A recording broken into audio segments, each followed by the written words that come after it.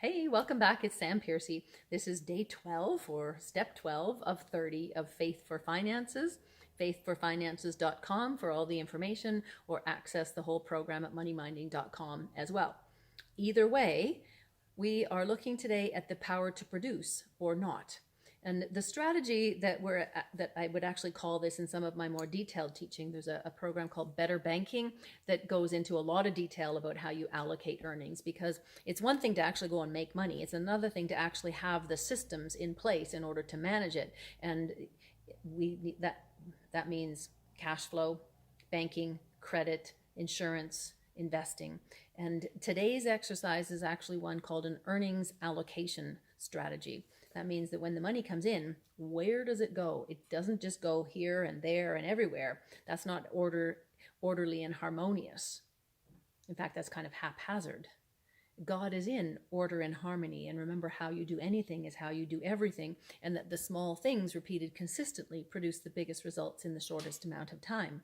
So today we're looking at what percentage of your income gets allocated towards giving, what percentage gets allocated towards reinvesting, what percentage gets allocated towards your lifestyle, what percentage of your income do you estimate is allocated towards discretionary items. And then when you consider the actual percentage and you look at that information, get it on paper, because you've got to get it out of your head and onto paper, because that's where you get the power.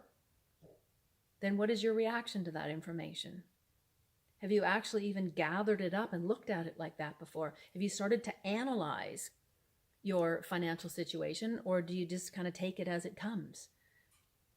Put it on paper and look at it and organize it and interact with it, because then you get new ideas, you get a fresh perspective, you get fresh revelation, you get new questions. And when you have new questions, then you get new answers.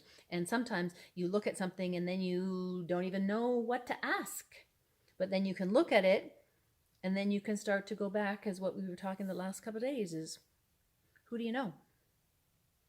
Who do you know that could look at this situation with you and sit there and pray through it and practically introduce you to somebody that might be able to help get some different kind of answers?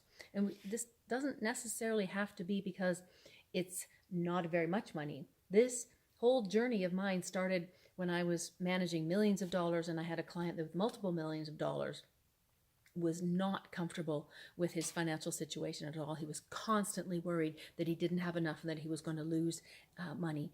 And so had I known then what I know now about the power of interacting with it and analyzing and making decisions based on interacting with your money, it might have been a different story. That's where it started. It doesn't necessarily start with not having enough. It can start with not having enough in your mindset, though. So enjoy. God bless.